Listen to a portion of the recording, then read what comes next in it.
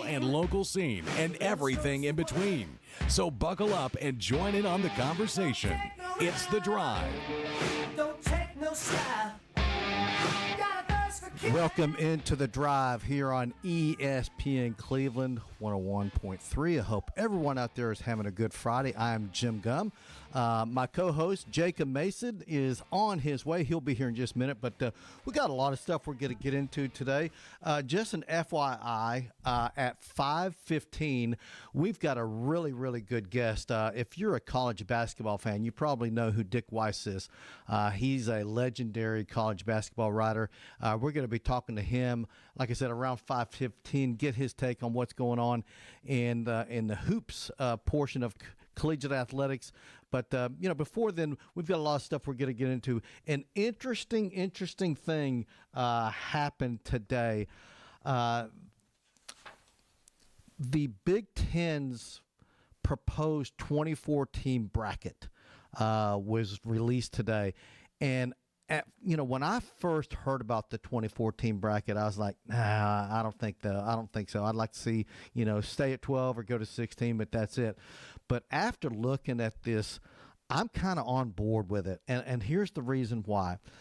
In just about every sport we have, the teams with the best record are required to play fewer postseason games because it rewards them for very, very successful regular season performances.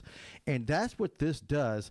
It gives the top 8 seeds. It eliminates the conference championship games, which I know a lot of people would not be happy with that. But the way it would work is the first Saturday that we would have the bracket, if you will, would be when the traditional conference championship games would be played. And here's the good thing. You would have 8 games on that first round, if you will, all on campus, by the way. The winners of those games would play the top 8 seeds in the new college football playoff, if assuming this were to get okayed and we stuck with the format that's been laid out in front of us.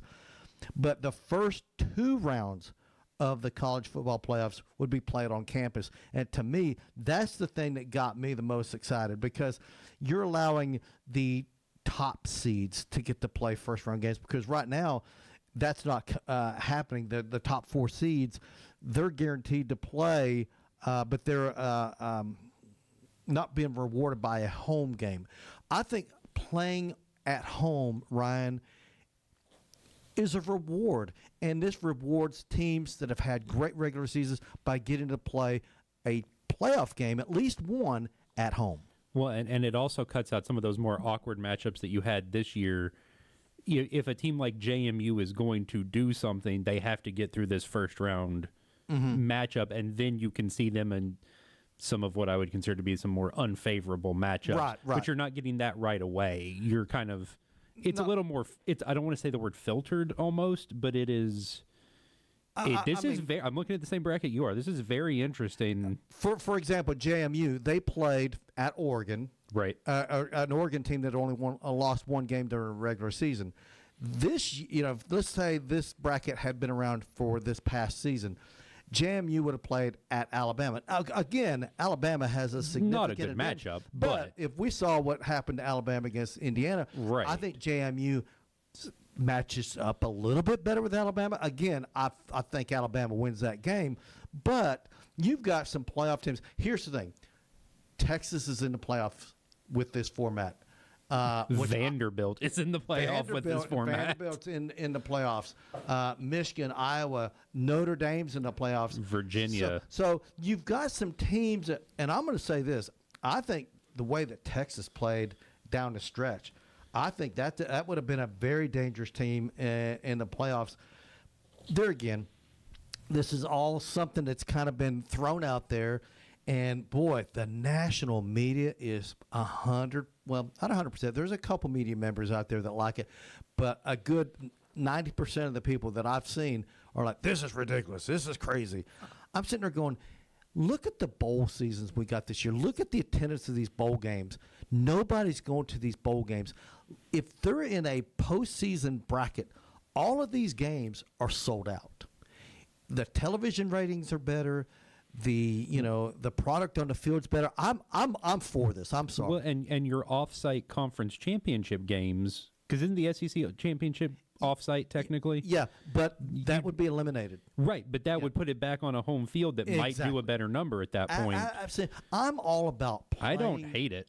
I don't either. I hate the bye week for the 1 through 8 solely because if I remember correctly, we saw those off weeks go badly for some of those schools this year. All the teams that have had bye weeks in the first 2 years of the 12-team playoffs, they've gone 1-7. And that one was Indiana. Wasn't it? That was Indiana. And so that's the only thing.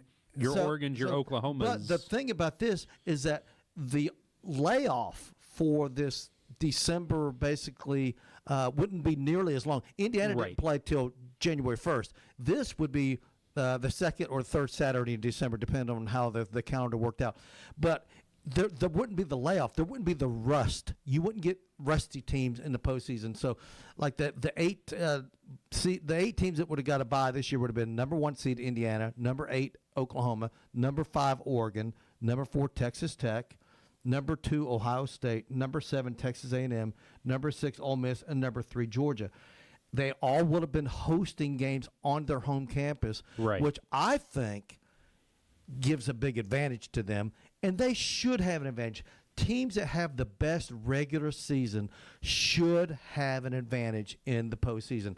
And obviously, if they win those games at home, then they would go on to the New Year's Eve / New Year's Day quarterfinals in the rose, the orange, the sugar, the cotton, the fiesta, the peach. You would alternate those bowls just like we're doing now. So you'd still get essentially 7 games out of that quarterfinal, 4 in the quarters, 2 in the semis, and 1 for the national title. Correct. Yeah. So I just think it. I just love the fact of having games played on campus. That's the biggest thing for me. Is I think you should reward teams. And here's a lot of people are saying, "Oh, well, this hurts the regular season. Hurts the regular season." No, because you want to continue to win. Because if you win, you slot yourself better, and you get a home game. You don't want to be playing on the road in the playoffs. At a hostile environment on the road. Right. You want to play at home. So there is incentive to win the games because you're more likely to either get a bye or at least get a home game. So and your conference, your conference standing still matters because it's still bid based on conference. Right. So I mean that hasn't gone anywhere. Yeah. How many did the SEC get this year? The SEC got 5. And in this, it would be 7. This would get 7. Okay. The SEC would have had the most teams. That's where you see your Vanderbilts and them get in. If you look at the bids by conference, the SEC would have got 7. The Big 10 would have gotten 6. The Big 12, 5. The ACC, 3. The Sun Belt 1. The American Athletic Conference 1. And, of course, Notre Dame would have gotten in as your independent. Right. And, yes, the 2 Group of 5 teams, Tulane and JMU, they do make it. Now, under this format, it's called the 23 plus 1. 23 at large and 1 automatic G5, which is now the G6, the Group of 6, because the Pac-12 is which is where you're getting your other. So that's where the plus 1 comes on. You have 24 teams, 23 games. I mean, and a majority of the games are played on campus. It's a very, very similar to the NFL model. Right. Which, this is essentially wild card. It is. I'm okay with it. I'm good with the NFL model. I'm good with this college football playoff model. But listen, we'll have to wait and see, if this is ratified. There's a lot of people against it. And if they're against it, they're against it. There's nothing we can do about it. But I'm one of these people. I'm in favor of an expanded playoff because the bowl system we got right now is broken. We just do not have a good system in place. I'm all for this. I know a lot of people are against it, but it is what it is. We're not going to get a vote on this anytime soon. I'm assuming that this is going to be maybe next year they'll vote on it. This is not your 26 playoffs. This is your this coming season, 2026. We're doing 12 teams. Right. Period. End of story. There's no ifs, ands, or buts about it. But I'd prefer 16 over 12. I do. I don't mind too. this though. This is I interesting. don't mind it either. My thing is, I want to get the best teams in, Right. and I also want more home games. I want Sure. more home playoff games. That's the thing I like more than anything, is because you're rewarding teams, and this way it guarantees the top seeded teams, they get at least one home game, and I'm all for that. Well, and I'm not trying to take a shot at JMU or Tulane specifically. I don't mind those kind of schools trying to vie for this. I just don't want the games we got from that this year, because they were not really playoff games. No, I mean, James were Madison actually put up a decent little fight against Oregon, but Oregon was never in trouble but it winning looked the game. like a team Oregon had paid to come play them early in the season for a tune-up. Exactly, and obviously Tulane, they were not even competitive against Ole Miss. No, at all. I mean, I would love to see not those kind of games. Yeah. And I mean, you have your rare exceptions when you're who was it? MTSU beats Miami or whatever, but you're not going to see those consistently in the playoffs. No, you're not. And so. And here's the thing: this does eliminate some of that. Are there going to be upsets in the playoffs? Of course there are. Of course. That's why you play the games. Why you play the games. Is Houston, which they have here in theoretically at 21, going to get past BYU at 12 some years? Absolutely. Absolutely. Is that an upset? Absolutely. Yeah. But it's not. Then they're still going to show up and have to deal with Houston or Oregon. At the FCS level, the number one seeded team this past year, number one seeded team was North Dakota State. They got beat at home in their first round game against Illinois State. Now, Illinois State went on to upset quite a few teams, ended up in the championship game. They lost the championship game, but so the number one seeded team lost their very first round game. Happens. Could it happen at the FBS level? Less likely, but it could. Less likely, but it could.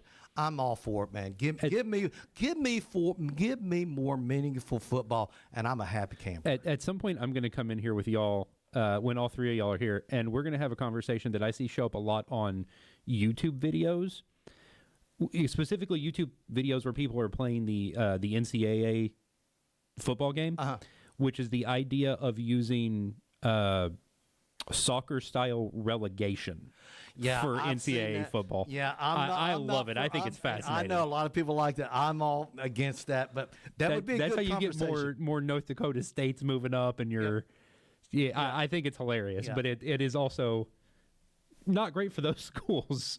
No. By any means. No, it's not. I guess, hey, let's go ahead and take our first break of the day. Hey, when we come back, we're going to be talking with Dick Weiss, legendary sports writer, columnist. He covers college basketball. We're going to be talking with him when we come back. You're listening to ESPN Cleveland 101.3. We'll be back after this. The Drive will be back after a quick timeout. Stay tuned for more nonstop sports talk on The Drive, presented by Hardees.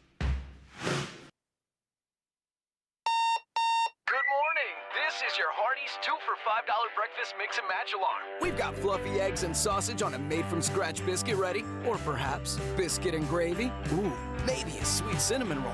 Wake up and smell that sweet deal. Mix and match any two for just $5 for a limited time. Only at Hardees. Don't snooze on the app. Snag juicy deals, order ahead, and get to work on time.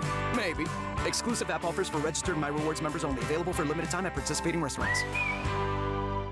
Did you twist an ankle? Hurt your shoulder? Or maybe that weekend project left you with more than sore muscles? Center for Sports Medicine and Orthopedics is here to help. Our Urgent Ortho Walk-In Clinic in Cleveland is open Monday through Saturday, treating sprains, strains, fractures, and more. No appointment needed. There's no need to drive to Chattanooga for expert orthopedic care. Call, schedule online, or walk in today and get back to moving pain-free. Center for Sports Medicine and Orthopedics. The Center for expert care right when you need it. ESPN Cleveland 101.3 is powered by Duracell. Hey, this is Alfonso, the general manager of Crown Cleveland, your local home for Jeep and Ram. I'm here to announce that we have revamped our express lane. We are fully staffed and ready to take care of all your quick lube and oil needs. Please Google Crown Cleveland and see our great service specials. Need cash? Check. Behind on bills? Check. Unexpected car repair, broken appliance, surprise vet bill? Check, check, and check. Time to check into Cash, your one-stop money shop. Check all the boxes all in one place. From payday loans to flex lines of credit, we've got solutions that move with you. The process is simple, quick, and designed to get you the help you need fast. If you've been approved, you can leave with cash in hand. Check Into Cash also offers check cashing, money orders, wire transfers, and even gift card buyback. Check your worries at the door and check into a store to apply. We have stores in the Chattanooga area, including Cleveland and Athens. Or visit checkintocash.com to get started today. Check Into Cash. We fund today to make a better tomorrow. Subject to state regulations, eligibility, credit check, underwriting, and approval. Rates, restrictions, and fees apply. Visit a store for details.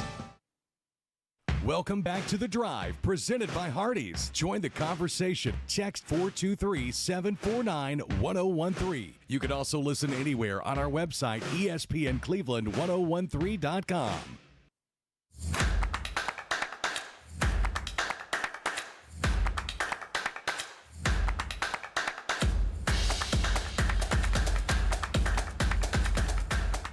Duracell in Cleveland is now hiring mechanical skilled technicians, $22 to $27 per hour.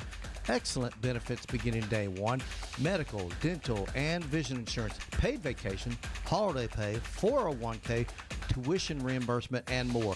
Apply now at Duracell.com. That's Duracell.com. And, of course, they're good neighbors of ours right across the street, and good place to work. I've got some friends that work there, and very, very good place to work. So if you are interested, that would be an excellent place to apply for a job.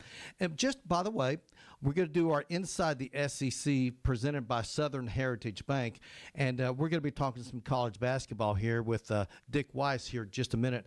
But inside, if you look at the men's college football power index right now, if you look at the top 40 in the, like I said, the basketball power index, the SEC has 10 of the top 40.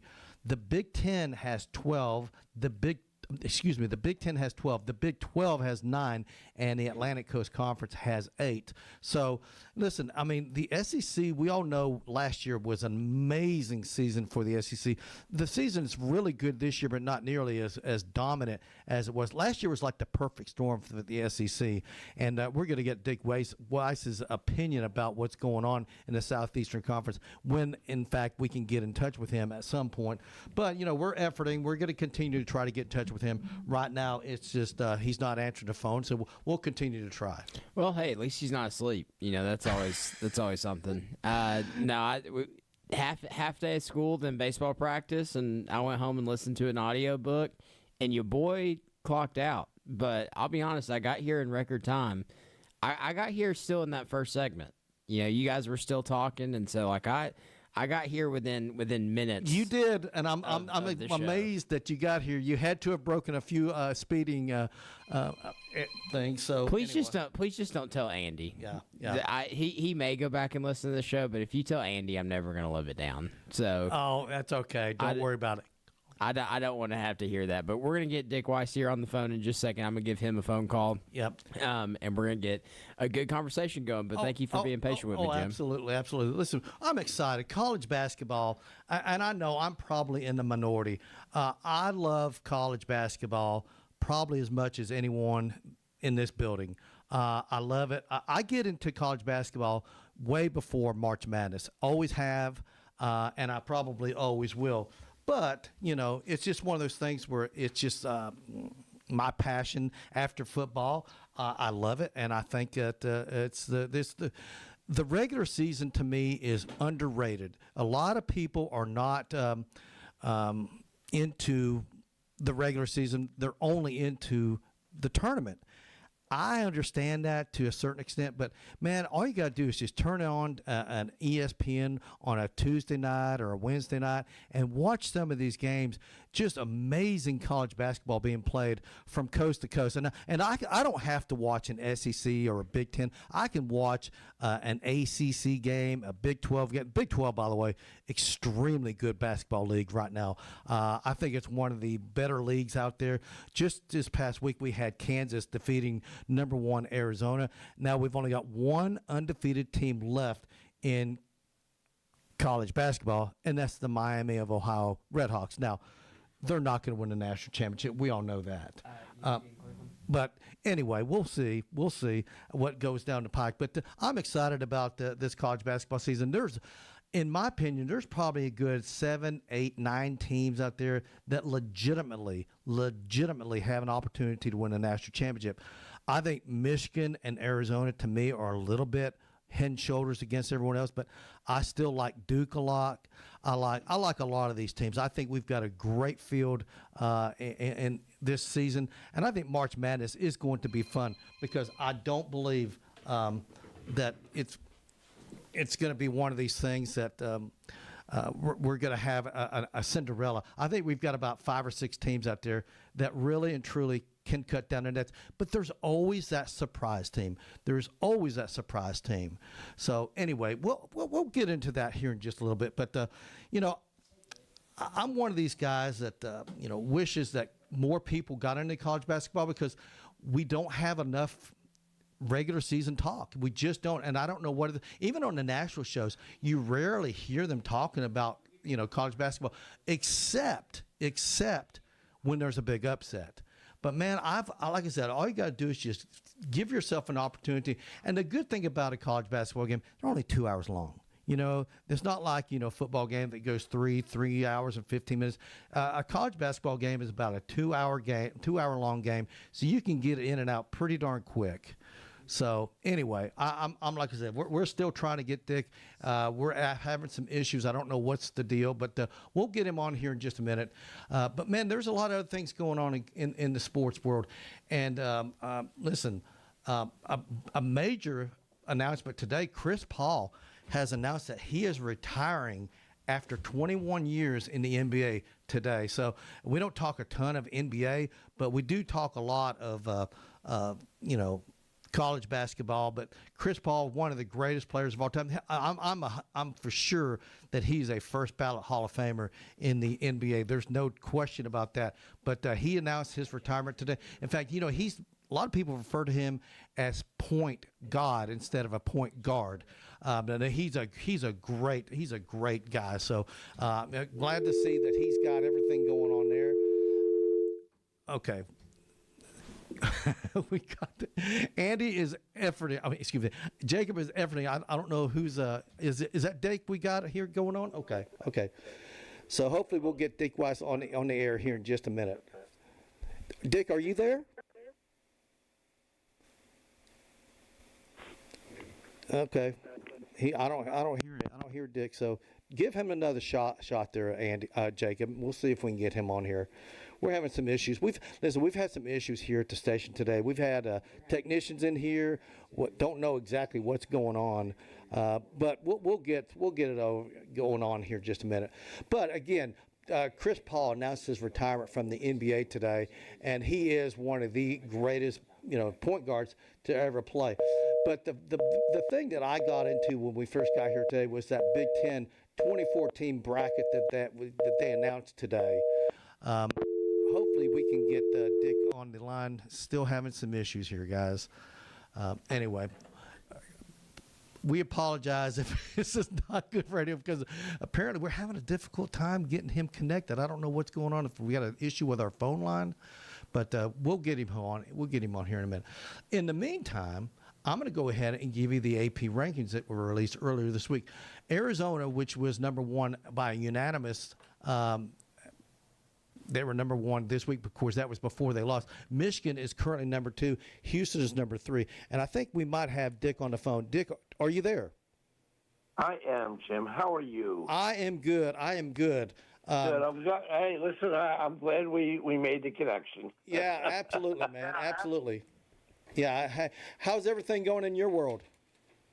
It's pretty good. I mean, I'm not sure how good the conferences up in our area are. The Big East has got 3 good teams. I don't know if they're going to get more than that in the tournament. It's not like the SEC or the Big Ten. They'll probably have double digits in the tournament again. But that's the way college basketball is right now. I mean, It is, but UConn is they're still a really, really good program. they're Up good. in your They're neck of the not a woods. great rebounding team right now. Mm-hmm. I think that Danny does a good job. They won 18 in a row before they lost to St. John's last Friday in the Garden. St. John's is a big physical NBA body type, but they don't really shoot the ball well. Villanova has been the most pleasant surprise. Most people picked them to finish seventh. They're 19-5 right now, and they play fun basketball. I think they're really well coached. Villanova went through a difficult 3-year stretch after Jay left, and they just didn't get any traction at all. Now they have Kevin Willard, who has done a really good job rebuilding this team with 10 new players. So, I mean, at least those three teams are worth watching. The rest of the Big East is so fluid. You're surprised if any of those three teams lose to the next 8. I mean, that's where we're at in the league, and you know, schools with money can afford to play in this new world order with the NIL. Catholic schools might not have the same amount of money that state schools with football have, and I think we're finally seeing some cracks. Who are the best teams in the country, in your opinion, right now? Teams that you think can. Here's a team I really like, and my whole theory is that you can't tell anything about the SEC till February. That's when teams usually define who they are. I think Florida's playing at a very high level right now. Yeah, they really are. They're the best defensive team in the SEC. They held, in the last 4 games, they held South Carolina to 48. They held Alabama to 15 points below their average. They held Texas A&M to 30% shooting and 67 points. And they took Georgia, who had been averaging 91 points, not only held them to 66, but held them below 35%. So I think that they've got a national championship front line. I think all of those players, now that Chinyelu has really surfaced as a factor, have a chance to play at the next level up.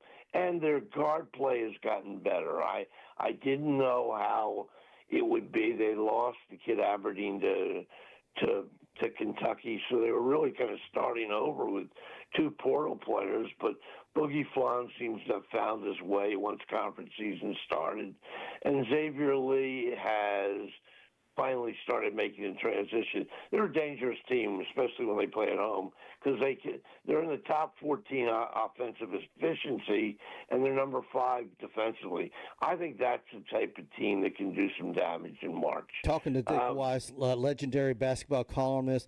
Dick, what about like teams like Michigan or Arizona or Duke? Well, I love teams with bigs. I mean, and Dusty May is going to be the face. He and Todd Golden probably going to be the face of college basketball in the next 5 or 6 years. And the one thing I love about Dusty May is does a great job with big people. And he's got a 7'3" kid in the middle. I mean, Ade Mara, and he's got 2 frontline players who look like they're big and physical enough to play the next level up in Yaxel, Leonberg, and Montez Johnson. They're a team that probably has 8 players who could be starters somewhere, and they get the most out of their backups.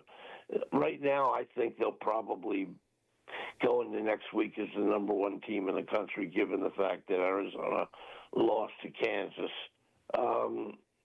I like them. I like Houston because they play so hard, right, particularly at the defensive end. And he's got both of his guards back from last year.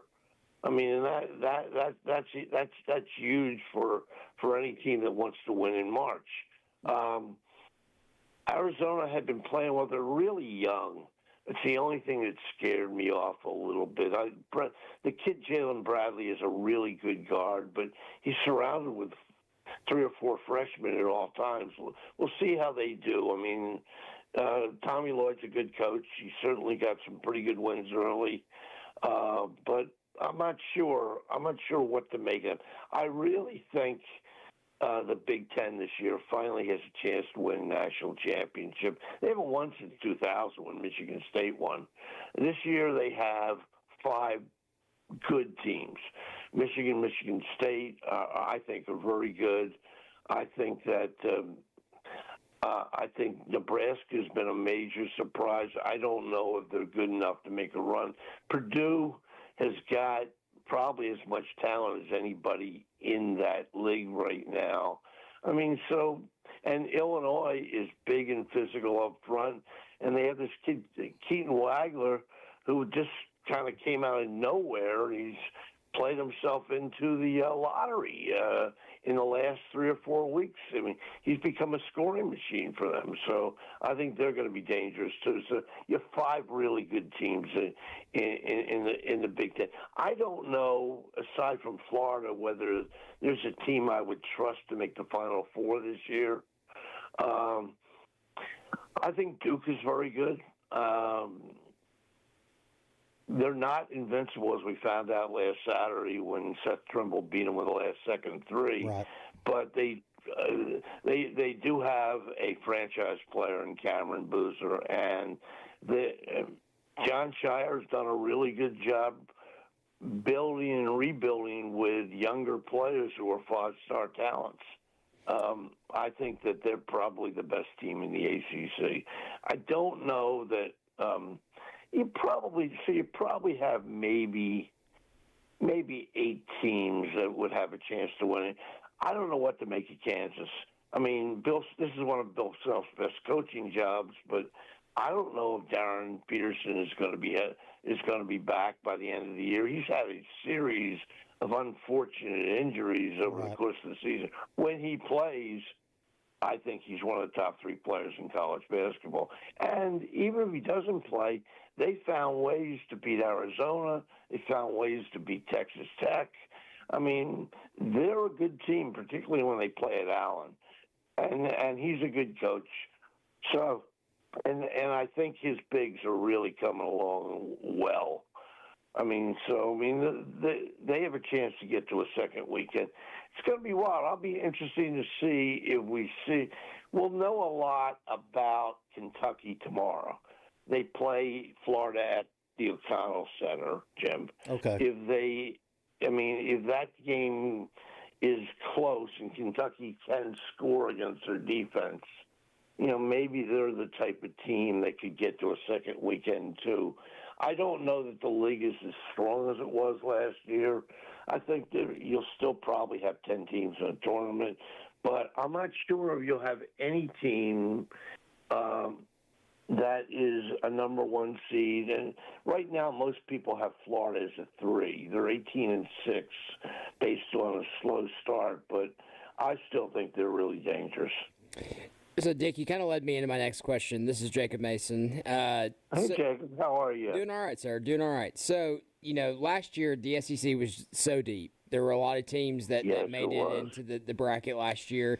This year, you're looking at the top 25. You've got Florida and Vanderbilt that's had a great year, and then Kentucky that kind of rounds it off.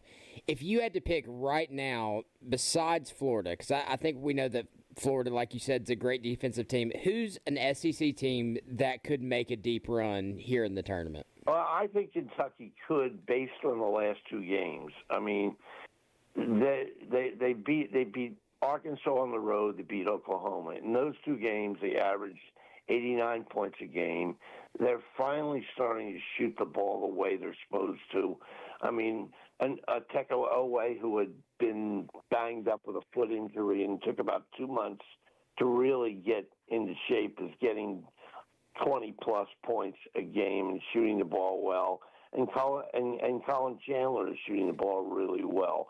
If that happens, last 2 games they shot 51.7 and they shot 46 from the 3, which is something they weren't doing at the start of the season. They were struggling to score early on.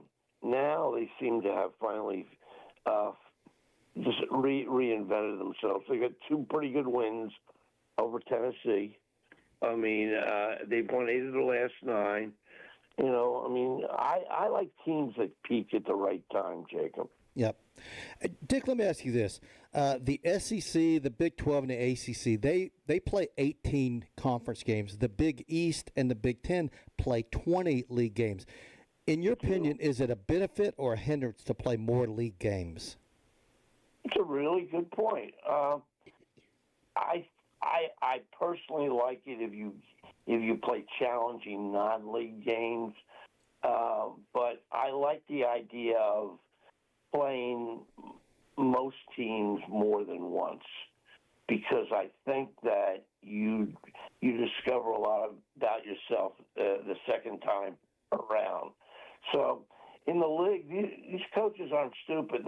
The one thing that the SEC really did to upgrade its basketball, they went out and got very good coaches, and it showed up last year when they needed it. You know, even Arkansas wound up with John Calipari. I mean, there are a lot of really quality coaches in this league. Rick Barnes probably should be in the Hall of Fame when his career is finally over. Right. I mean, so you have guys who have coached for a long time and guys who know how to get things done. I think Auburn probably would have been better if Bruce Pearl had stayed another year. We'll see how things work out there. But playing on the road in this league is hard. It really is, and I think coaching can play a huge role in teams either getting better or worse, because every team in this league has at least one kid you would say, this kid's a pro. Yeah. I mean, and they have young talent. I mean, Nate Ament, Darius Akoff. These are freshmen who are going to be lottery picks. Dick, you know, it feels like we're at kind of a fork in the road with college sports, with decisions that are being made, whether, you know, if we take one path, what it's going to look like, and if we take another path, it's going to look completely different. You know, with everything that's been going on down there at Alabama with Bediako, I know his eligibility was taken back, but Nate Oates kind of seems like he's doubling down on the matter, even with comments today. Can you just give us your opinion on the matter and what you think, you know, college basketball looks like going forward? The NCAA has a rule book. They say if you sign an NBA contract, you forfeit your eligibility. He signed 3 of them. He played 3 years in the G League, but he signed 3 NBA contracts. I don't know. Look, you know, if you let this go on, what's going to happen in football? Exactly. You're going to get somebody from the Cleveland Browns practice squad who comes back and plays left tackle for an SEC team. I mean, you are really opening a Pandora's box here if you start doing this. Let me ask you this, Dick. Last year, the SEC had 14 teams to make the field. They went 23 and 13 with 2 Final Four teams. They were really good. Now, and then 1985, the Big East had 6 teams in the field. They went 18 and 5 with 3 Final Four teams: St. John's, Georgetown, and Villanova. With Villanova cutting down the nets.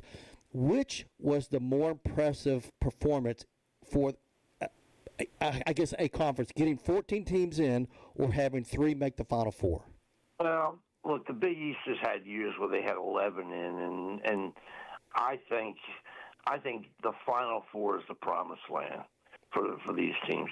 I mean, having 3, it was like a Big East block party. It was at that Final Four in 85 in Lexington. Mm-hmm. And then you had the number 1 and 2 teams in the country there, and then you had Villanova and Memphis.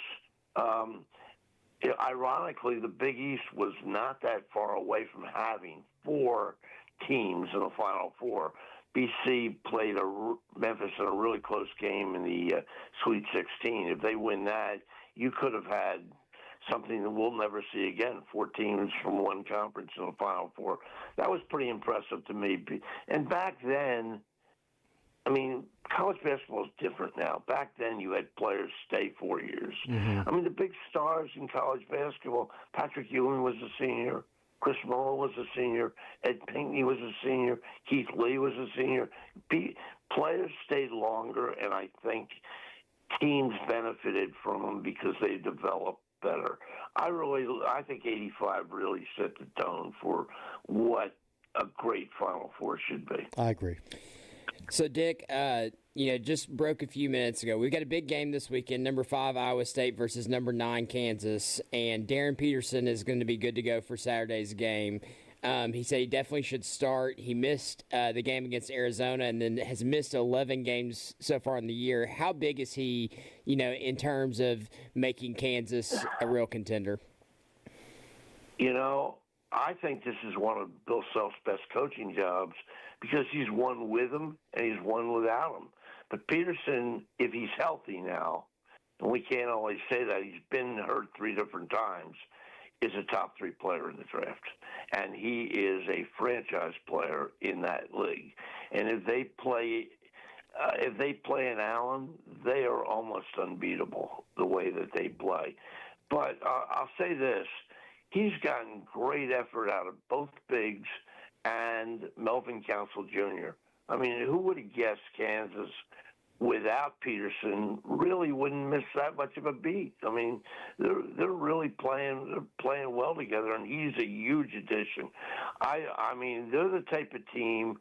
If you can tell me he's going to be healthy in March, I would suggest to you that they're definitely going to be a second weekend team with a chance to play in the Final Four. Dick, last question for you here, and I know Sure. you've been to the Palestra a million times, so we're we're not gonna count that one. Other than the Palestra there in Philadelphia, what's your favorite basketball arena in? I love Allen Fieldhouse because it's a building that is 16,000. There isn't a bad seat in the house when you're there.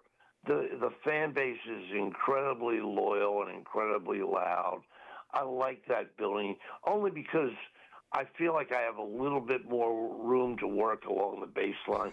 When you go to Cameron, you always feel like you have somebody's knees in your back because the student there are no seating for the students. They just occupy the one part of the floor. So and the press row is located up, on the sidelines, along the one sideline, and when you sit down, you can't get back up. It's just crazy. I mean, it's loud. It's fun to watch. There's a lot of I like the older gyms. Do you like Memorial Gym in Nashville? You like Memorial Gym? I do. I think it's so unusual. It's a World War II type gym. I mean, if you're a visiting team, it's hard to adjust to the sight lines because you're playing at an elevated stage. Mm-hmm. I mean, when Vanderbilt played Kentucky a couple weeks ago, they just lit them up. I mean, and I think it's hard to stop the bleeding when the coach is located along the baseline as opposed to the sidelines. I mean, it's a hard gym to play in, and when they're good, they can be really dangerous. And he's got 3 legitimate shooters on that team, and I think Mark Byington's done a really good job pushing them up the ladder in the top 25. Well, Dick, we sure appreciate you coming on with us, and we'll have to do this again, man.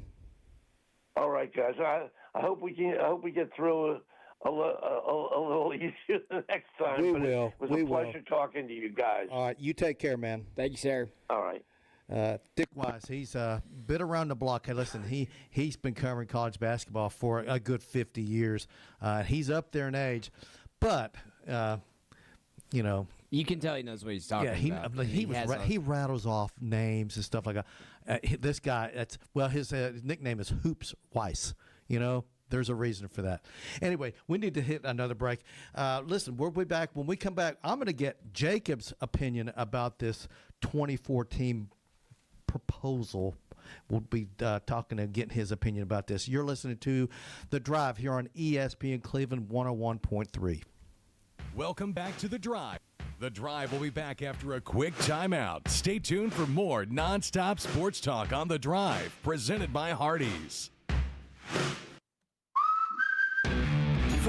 time, get Hardee's Big Cheeseburger with 100% American Angus beef for just $4.99. That's a deal no one can beat. Actually, we can beat it. Because you can also get Hardee's hand-breaded chicken sandwich for $4.99. The Pick a Sandwich deal. Only $4.99. Only for a limited time.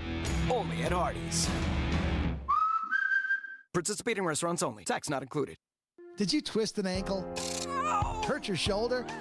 Or maybe that weekend project left you with more than sore muscles? Center for Sports Medicine and Orthopedics is here to help. Our Urgent Ortho Walk-In Clinic in Cleveland is open Monday through Saturday, treating sprains, strains, fractures, and more. No appointment needed. There's no need to drive to Chattanooga for expert orthopedic care. Call, schedule online, or walk in today and get back to moving pain-free. Center for Sports Medicine and Orthopedics. The Center for expert care right when you need it. Text us at 423-749-1013 on the Warren and Griffin text line. Cleveland's personal injury attorneys. Cleveland Tire Center having a huge sale on Goodyear tires. Buy 3 Goodyears, get 1 free. Don't forget the Cleveland Tire Center service department for alignments, oil changes, and more. Cleveland Tire Center, 4699 North Lee Highway, where the name says it all. Goodyear, more driven.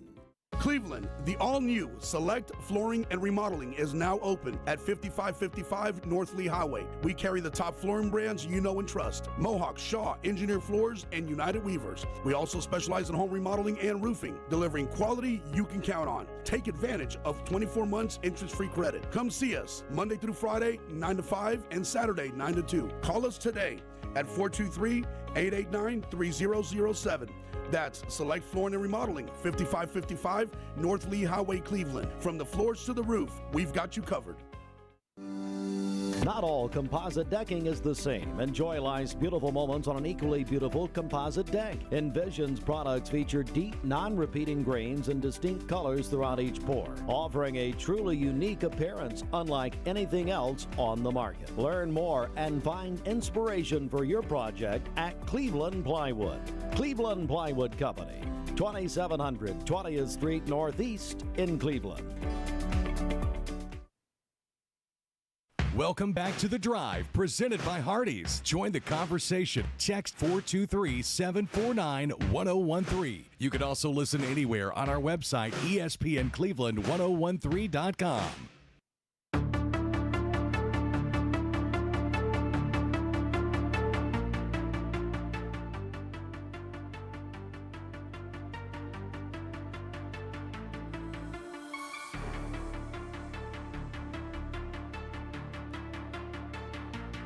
Near you. Find out more at mayfielddairy.com. And I've got to say this to our audience. Jacob came in here, and they've changed all of your settings. And Jacob is like freaking out, like, Jim, what in the world have they done? We've had some technicians in the ESPN studios all day today, and it would have been nice if they would have let us know that some of the buttons. I've been gone 4 days, Jim. 4 days, and you've got a laptop in here. We've got a working TV, and then now all my buttons look different. But it's fine. It's fine. No, we may not even be on air for all we know. Hey, but I'm excited to be back. I'll be back on Monday as well, since there's no school, which that's right. means I get to practice a little bit earlier, and so that everything will be good. But as we were on the phone. With Dick Weiss, I got a couple of ESPN updates, but one of the ESPN updates I got that Tennessee fans are going to really want to hear about is that no ruling on Tennessee quarterback Joey Aguilar after Friday's hearing. And so I guess this is going to drag on a little bit further. I know Tennessee fans kind of got excited when they saw Trinidad down there in Ole Miss. But I'll be honest, his and Joey Aguilar's are completely separate to me in what it means for college sports as well. We're talking about a guy that's trying to count an injury as a year versus Joey is basically trying to say that his JUCO years junior college doesn't count, shouldn't count against him. And one of the statements that came out of court today was he says before SQ was finished with his turn with Aguilar, he looked at him and said, "You're a hero in this. You're a hero to kids in Knoxville. That doesn't mean you get to break the rules." Listen, y'all know how I feel about it. Junior college is college. The word college is even in there, JUCO, junior college. And they're trying to make the statement. And listen, I know Tennessee fans want him to play. Personally, I don't think he's the best quarterback on that roster. Okay? I think McIntyre is a better I think he's a better potential quarterback.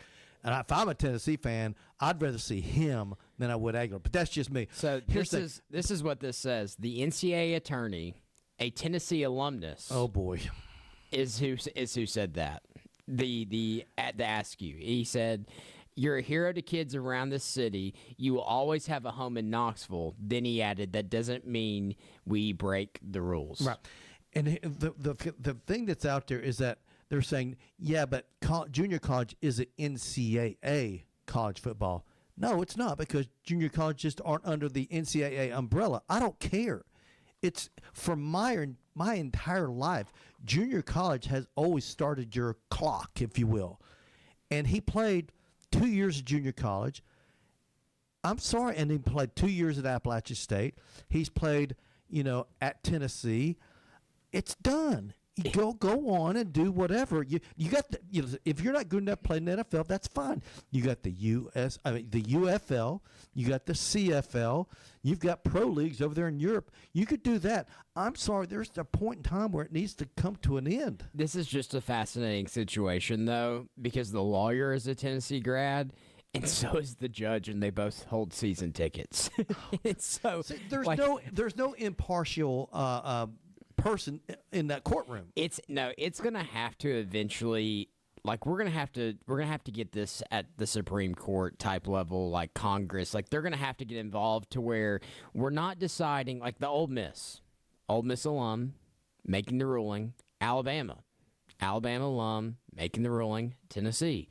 It just keeps on stacking up that these hometown judges are getting to make the alums decision. For crying out loud. And here's the thing: if I'm a Tennessee fan, and regardless of Jacob's opinion saying that they're different because Trinidad's situation is different than Joey's, if I'm a Tennessee fan, and they ruled that Trinidad can play, I expect that Joey Aguilar should play as well. And so I get the frustration there.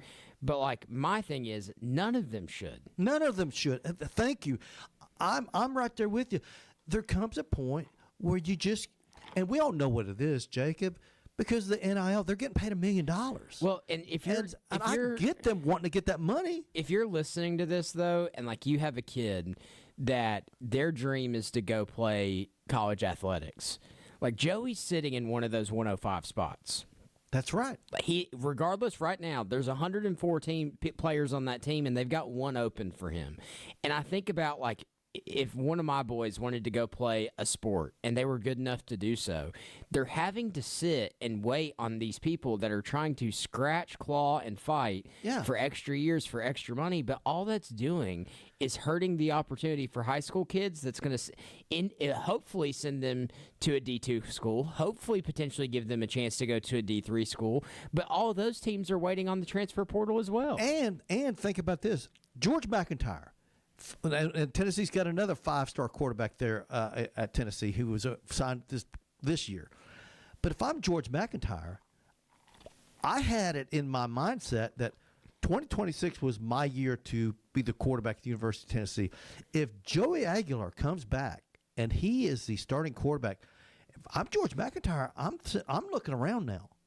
I'm looking around. I'm like, I don't want to sit here and wait another year. Listen, Arch Manning did that behind Quinn Ewers. That was an anomaly. Most of these guys are not willing to sit and wait 2 years. That's what would happen with George McIntyre. What if George McIntyre decides, you know what, I'm done and I'm leaving Tennessee, and then he goes and enrolls at another school, and then he starts balling out? If I'm Tennessee, I'm like, we had him, and because we were, so bent on Joey Aguilar being our quarterback again, I'm sorry. I just think it's time to move on. Joey Aguilar's a fine quarterback. Joey Aguilar is not a championship quarterback. Yeah, and so they said he's not going to rule from the bench today, but you should have my opinion in very short order. So Tennessee will have to wait, and the court is going to take its time. Wait, over the weekend or like tomorrow? Does it even say? No, it doesn't. TRO has been extended until his order, and so we'll know soon.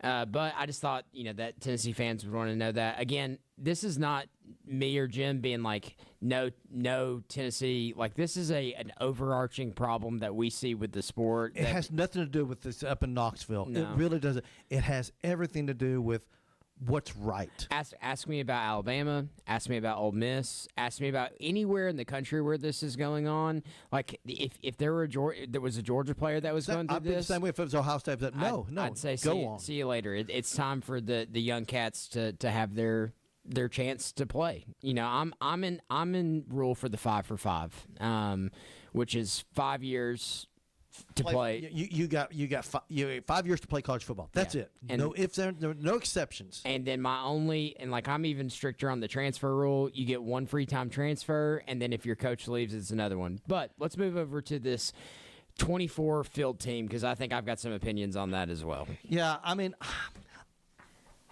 I'm actually for it, and I can't believe I'm saying because I was against it. You big team homer, Big Ten homer. No, but there's 7 SEC teams in here. They got more than anyone. But my thing is, I want more meaningful football, games that count, games where people are excited, and this does that for me. I'm watching some of these bowl games that aren't part of the college football playoffs. Players are opting out. The stands are half full. People don't care about them. I'm sitting there going, give me meaningful football. And that's what this does. Okay. See, I have a differing opinion. It's a double-edged sword, and you're just sharpening one of the edges and you're dulling the other one. The regular season, like, what does it matter? Seeding purposes. You don't. You want to make sure you get the more you win, the better your odds are a better seed, and you're getting a home game. In college football, like we're talking about a team that was just the 10 seed that went on to a national championship, and so like one of the best teams in the country last year was at the 10 seed, and so to me, I don't know that. Yes, a 1 seed, that's great. A 2 seed getting to play, whoever that may be down the road, sure. But again, once you get into this college football, like the top 16 teams are all pretty capable teams to win. Like there's a world where a 16 can upset a 1. Absolutely, there is. There's in college football. There's so much parity nowadays that there's a world where that can happen. We watched a number 10 Miami march itself all the way to the playoffs. I think. Like, in this scenario, Georgia could legitimately lose 4 games. Tennessee could legitimately lose 4 games. And then the regular season that I wake up every Saturday so excited for just doesn't have as much oomph. But here's my thing, too, okay? Texas last year, a 3-loss team. Here's another thing, Jacob, that you can lose 4 games and still make the playoffs. That means you can go ahead and play some good non-conference games. You don't have to be afraid of losing a good non-conference game. Because right now, people are like, "Oh, we need to drop that series because man, that might be another loss, which might keep us out of the playoffs." If you got a 24-team field, you can still lose a big non-conference game and still get in, and it not hurt you. It might hurt your seeding, but you'll get in. The bottom line is getting in, and to me, I think this. I'm for it. I'm like, give me the only thing that's bad, and I get the tradition, is the conference championship games would be eliminated. Well, they would eliminate the conference championship games. Conference championship games would be eliminated, and we would still be playing college football probably into February. No, because the way they got this structured, the first round games would be the second Saturday in December when you would typically have the conference championship games. That's when the first round would start. So the second round. So that would be the first week of December, or whatever the calendar is. Yeah. And the second round would be the following weekend. So you're down to 8 teams after that in December, early December or mid December at the very least. So. Yeah, it's just starting to look like the NFL to me. It is. It's extremely like the NFL. And I have the NFL on Sundays, and so like to me, like I love the conference championship games. I think there's a way that you can get more meaningful football without moving to a 24-team playoff. I think you can do the 16-team. It's basically the same thing, like how Josh Pate came on here and said an extra week of data points. Personally, to me, those are playing games into a 16-team field, and you still get all those games, and we're not branching this thing out to 20. Meaningful games. And you still get to keep your conference championship. Well, I think there's a way that you can do both. I can't wait till Monday. We'll get deeper into this on Monday. Hey, listen, I promise. Apologize for some of the technical difficulties, but Jacob's got a good excuse. Yeah, I promise I won't oversleep, and I promise I'm going to sit here and memorize the buttons on the board. But Monday we're going to have Andy back with us, so we're going to have all three clowns in the station at one time. That hadn't happened in a while, has it? Hadn't happened in a minute. Yeah. Hey, listen, I hope everyone out there has a great weekend. You've been listening to The Drive here on ESPN Cleveland 101.3.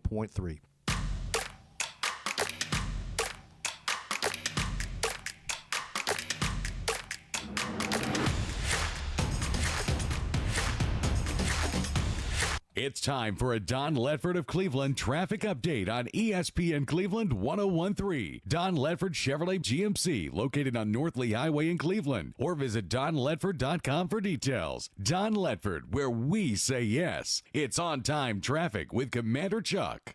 Well, good evening. A couple of accidents in their cleanup stages. What we're seeing right now is that heavy traffic developing over White Oak Mountain. It continues to build up through Cleveland, Bradley County. It is stop and go right now as you come off 153 there on certain sections of Highway 58 going outbound, mostly out towards the Harrison area, hitting some of those traffic lights. Hey, Happy Hemp Pharmacy is at their new location. Check them out this weekend on Cummings Highway next to that Walmart. That's Happy Hemp Pharmacy. I'm Commander Chuck with your on-time traffic. From the Alon Planning Partners Weather Center. Storms come and go, but your financial plan shouldn't. Alon Planning Partners has you covered. Visit them online at alonplanning.com or give them a call at 423-315-1441. Here's your forecast on ESPN Cleveland 101.3. Another cold one tonight will drop down into the low 30s across the Tennessee Valley, climbing to 63 with cloudy skies for your Valentine's Day. We'll have a few showers moving in late in the day and into your Saturday night. Very sporadic, though. And then on Sunday, 47 in the morning, we'll have widespread rain showers Sunday, tapering off during the afternoon with a high of 58 degrees. Monday, mostly cloudy, 48 in the morning, 67 in the afternoon, and then we'll be in the low to mid-70s the rest of the week. Download the Local 3 weather app, free for iPhone and Android. I'm Chief Meteorologist David Carnes for the Local 3 Storm Alert Team. Your current Milligan Vane temperature is 58 degrees. MilliganVane.com. Good morning. This is your Hardees 2 for $5 breakfast mix and match alarm. We've got fluffy eggs and sausage on a made-from-scratch biscuit ready, or perhaps biscuit and gravy. Ooh, maybe a sweet cinnamon roll. Wake up and smell that sweet deal. Mix and match any two for just $5 for a limited time, only at Hardees. Don't snooze on the app. Snag juicy deals, order ahead, and get to work on time. Maybe. Exclusive app offers for registered My Rewards members only. Available for a limited time at participating restaurants. ESPN Cleveland 101.3 has scored its very own app. It shoots and scores. With the ESPN app, you can listen live from anywhere. You'll get the links for the very latest sports news and information. Somebody made a huge trade? You'll know about it. Access to the latest scores and standings? You'll have it. Go to ESPNCleveland1013.com and download the brand new ESPN Cleveland 101.3 app today at ESPNCleveland1013.com. Hey, this is Alfonso, the General Manager of Crown Cleveland, your local home for Jeep and Ram. I'm here to announce that we have revamped our express lane. We are fully staffed and ready to take care of all your quick lube and oil needs. Please Google Crown Cleveland and see our great service specials. Don't miss the Paul Feinbaum Show, weekday afternoons from 2 until 5 on ESPN Cleveland 101.3. Always topical, always entertaining. Paul Feinbaum on ESPN Cleveland 101.3, presented by Hardees. ESPN Cleveland 101.3 is powered by Duracell. From the Kia of Cleveland Studios, this is ESPN Cleveland 101.3, WCLE HD2 Cleveland, W267BI Cleveland, ESPN Cleveland 101.3. The top of the hour is presented by Best Buy Metals, making the top of your house the best it can be. Visit bestbuymetalroofing.com.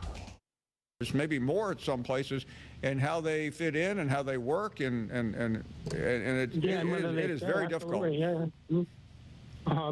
Yeah. So you think this Do you think that this is more exciting for college football, this whole transfer portal ordeal? Yeah, I'll point out a couple of games. Last year, first weekend of the year, we had Texas and Ohio State. That game was supposed to be the two best teams in the country. It turned out Texas was good. They weren't great. Ohio State looked like they were unbeatable. But the game that night was the most interesting. You had Clemson and LSU. It was, I think Clemson was number 3 in the country. That's LSU right. was like 5th. Yeah, that's right. Both teams were busts, complete busts. And and the two quarterbacks in that game were considered to be the top 2 picks for the Heisman. And by the way, it's easy to blast the media. The media isn't making it up. The media is going to coaches and assistants, both publicly and privately, saying, what do you think? I mean, I was told by people with Texas, Arch Manning is going to light it up. He's going to be off the charts. And he was terrible the first couple weeks of the season. At the end of the season, he was exactly what people said he was going to be at the beginning of the season. Yeah, I was actually very disappointed in him as well, because I'm like you, an avid college football fan. You know, I watch as much as I can, and from what I had seen, even though Quinn Ewers was the starter, you know, the year before, like when I saw him, he just performed so well. So I thought that, you know, he underperformed big time. So I guess the whole point is I'm not making excuses. I mean, I don't know I've ever had a season where I got more things wrong, but that is just because it is exciting. It's also very, very difficult. Thank you for the call. Timbo is in Indiana. Hello, Timbo. Meister Feinbaum, thanks for taking my call. This is Timbo from OhioStateIsOverrated.com. Hey, Paul, I just want to address the whole Harvard Tony thing, because everybody was saying overeducated, and you know, I've got my doctorate from LSU and teaching in the college ranks for 33 plus years. And you know what? All of your callers, let me reframe that. All of your callers that are SEC fans, I would enjoy having a beer with them. And so what I would say, you know, what I often say is, my friends call me Timbo, but you can call me, and this goes for Tony Harvard, or Harvard Tony, you can call me Dr. Timbo. Hey, Paul, the main reason I was calling was that I sent that flag up about getting an honorary degree for you, and I will keep you posted on that. Okay. Yeah, so those I'm still searching for my first honorary degree. I think I mentioned this, and I'll say it again. I gave a commencement a couple of years ago, and I thought for sure that would be the honorary degree. Nope, they didn't give me one. Well, I'm going to work my butt off trying to get you one, that's for sure. Maybe a high school will give me one. I don't really care. I'm not particular. Paul, I really like your show. Thanks for having Dee Dee on. And, you know, and I just want to put what she said about Skip Bertman. I would love for you to get him on. You know, I know he's getting up there in years. I would love to have, you know, for you to get him on the show. I think it'd be fantastic. Yeah. And I just, in my best Ed Orgeron voice I can give, go Tigers. You got it. Thank you very much. Elliot from OhioIsOverrated.com. All I can think is Tony! That goes on, but I won't go there. Hey, so I was right when I guaranteed that Texas would beat Texas A&M. I was right when I said Alabama would beat Georgia during the regular season, Paul. I've been right all year, and really, when you think about it, I've been right for the last